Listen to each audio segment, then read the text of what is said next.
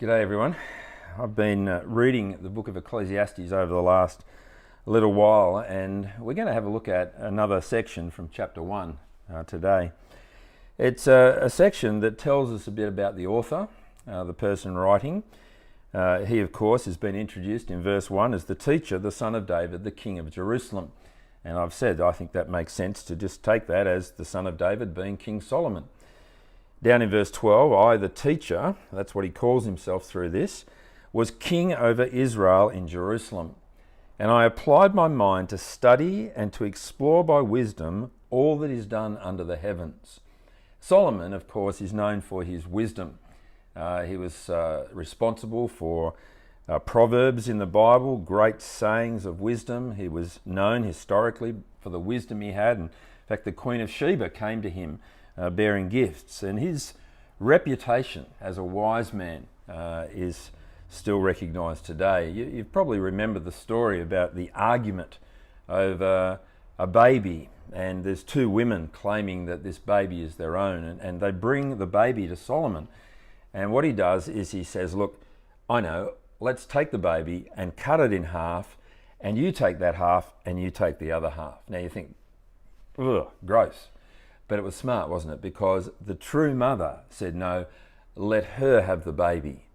And Solomon's wisdom recognised that it was only the true mother who would do that. So he's a wise man, right? And he's got a lot of resources at his disposal, and he applies his mind to study and to explore by wisdom everything that is done under the heavens. In other words, this is a great project to examine what life is all about, to try and find meaning and purpose and value in what people do in this life. But lest we get excited too quickly, he actually gives us a hint into his conclusions.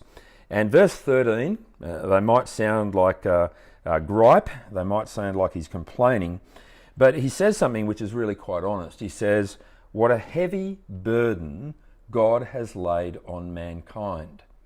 Now here, Solomon is clearly a man of faith. He's a man who believes that there is a God, that God created us, that he keeps everything going, that God is concerned with this life, that God has created things to be enjoyed, he's created experiences to live out. God is the source of wisdom and understanding. Solomon is one who knows God. And yet when he looks at the nature of life, when he explores what he sees going on around him, he recognises this fact that people are living under a burden.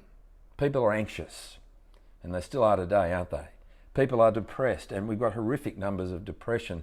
Sadly, some people despair to the point where they even take their own lives. And what Solomon says is that he sees that it's a heavy burden that God has laid upon people. Now that might seem pessimistic. It might seem like, well, what hope have we got if God is the one who's laid this burden on us? But actually, there's a glimmer of hope in this verse. Let me come back to that, but I'll read on first of all. He goes on to say, I've seen all the things that are done under the sun. All of them are meaningless, are chasing after the wind. What is crooked cannot be straightened. What is lacking cannot be counted. I said to myself, look, I have increased in wisdom more than anyone who's ruled over Jerusalem before me. I've experienced much of wisdom and knowledge. And then I applied myself to the understanding of wisdom, and also to madness and to folly. But I learned that this too is a chasing after the wind. In other words, it gets you nowhere, you never catch it.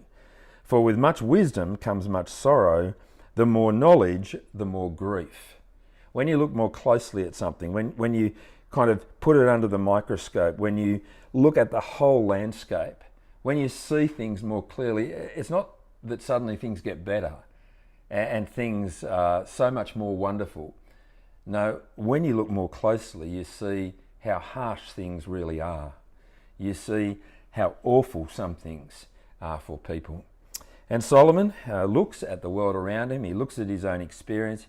He literally conducts a big experiment. He explores and engages himself in all kinds of research to try and find the value of life here under the sun, to try and work out what life is all about. And what he discovers is a burden that God has laid upon people. What is this burden?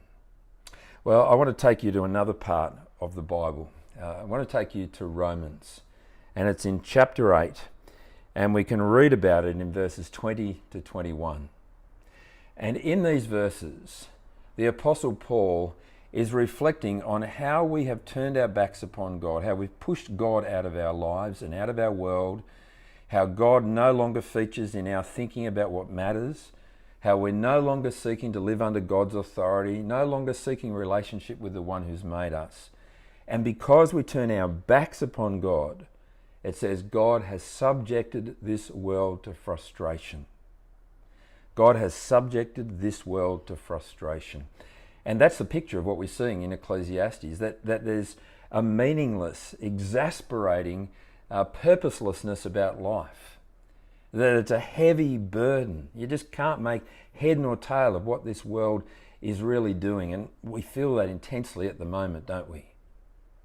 And yet when we understand that it is God who's subjected this world to frustration, and to read on, he's done this for a purpose.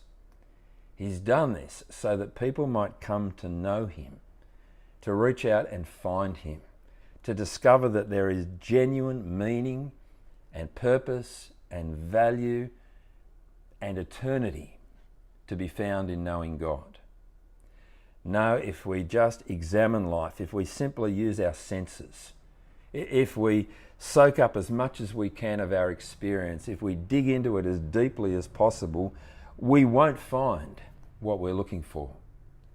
But if we'll turn to God, God can help us to make sense of our experiences. Let me encourage you to keep reading this book of Ecclesiastes. Thank you.